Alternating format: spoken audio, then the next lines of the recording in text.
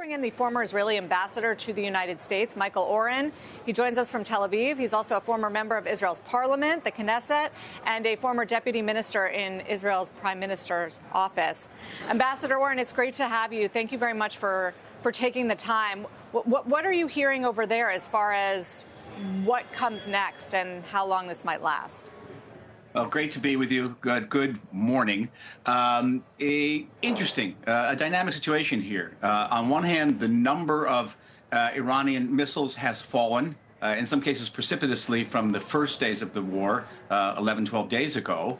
Though this morning, something in the order of 30 missiles hit, but earlier in the morning was only one missile fired at us. This is in contrast to the 200 missiles fired at the beginning of the conflict and 300 missiles fired each time Iran attacked us in October and April of 2024. So the Israel Defense Forces have ratcheted up a level of destruction of Iranian missile sites and launchers. Over 50% of those launchers have been destroyed right now, and we're feeling the consequences here, even in Tel Aviv, where we're running roughly twice a night into our family bomb shelter. Diplomatically, the Israeli government has indicated that it is willing to consider a ceasefire should Iran reciprocate and should Iran return to the negotiating table on the basis of dismantling its military, its nuclear infrastructure, which is precisely the demand of the White House at this time. Iran has not responded to this so far, but this is an interesting development, because Israel had not been willing to consider a ceasefire until it had achieved most of its military goals in Iran. And the prime minister just came out very shortly and said that most of Israel's military objectives have been achieved in Iran. What about the nuclear objectives? What do we know about how much has been achieved, both with the U.S. and Israel? Well, you have different estimates coming out of the United States between significant damage and obliteration. I think Israel would go on the side of err, on the side of accuracy, say extensive damage. We're still dealing with the location of the nearly 650 kilograms of enriched uranium, some of it to 20%, some of it 60%. But that's, in either case, it's a short distance between that 20 or 60% and 90%, which is weapons grade fissile material, which is buried underground. We don't know if this has been destroyed, but as long as there's no firm evidence that it has been destroyed, then Iran could conceivably enrich that uranium to 90%. It doesn't take very much. Iran has intercontinental ballistic missiles that can carry nuclear warheads. It has been working on an warhead. You put those three together, and you've got yourself a nuclear power. So that remains a serious consideration both for Israel and the United States. An interesting development. One would expect at this point, Ambassador, that given the destruction or the degradation that's taken place, the centrifuges that conceivably would be used to enrich that uranium no longer exist, nor do the missiles or the launchers to actually have the ballistic missiles that would have them on it. Well, they're different launchers. Let's be careful about this. They're launchers that take rockets into outer space. Iran has a space program, has a satellite program. That's the same rocket they use that could hit Berlin or Paris right now, and in 10 years it could probably hit Washington and New York, and certainly could hit Israel. That's no problem, and I'm sure they're keeping some of those in a safe place.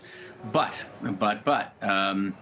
we don't know again whether there are still underground secret enrichment sites. There was a mention in the New York Times today about the existence of such a site not far from the Isfahan site.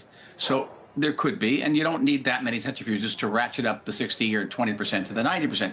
So ultimately, the fate of the 650 kilograms will be determined probably not by military means, but at the negotiating table. And this war will end one way or the other with one type of Iranian leadership or another at that negotiating table. And one of the primary demands of the United States and Israel behind the United States will be for the removal of that stockpile of enriched uranium. Do we need to wait for international inspectors to sort of make that call, or do you think outward intelligence can be enough? I think a combination of the two.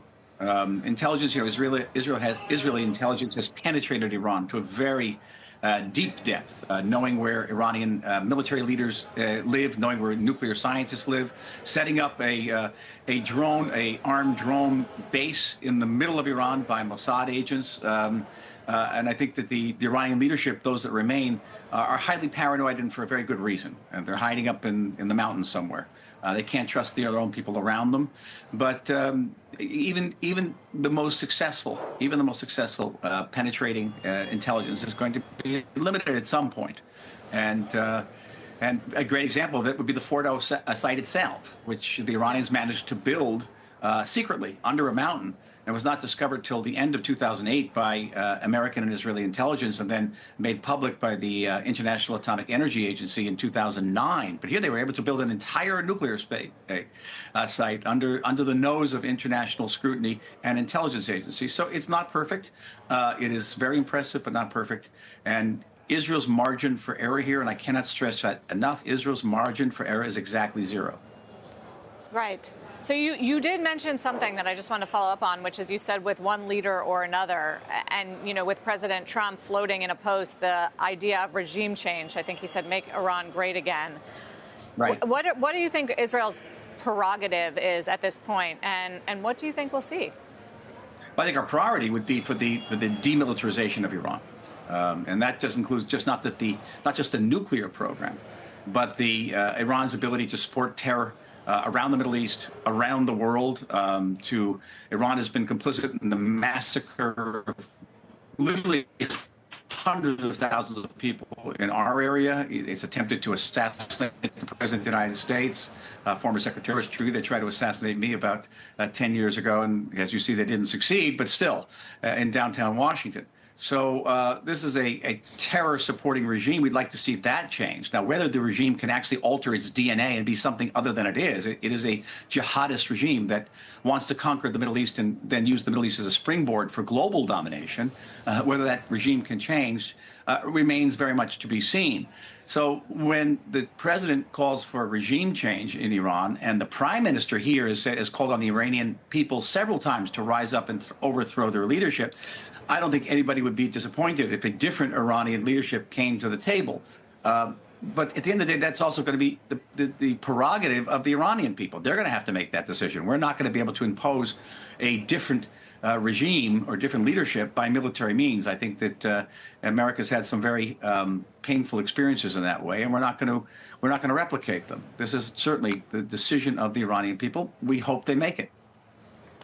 Ambassador Michael Oren, thank you very much. Really valuable to have you here.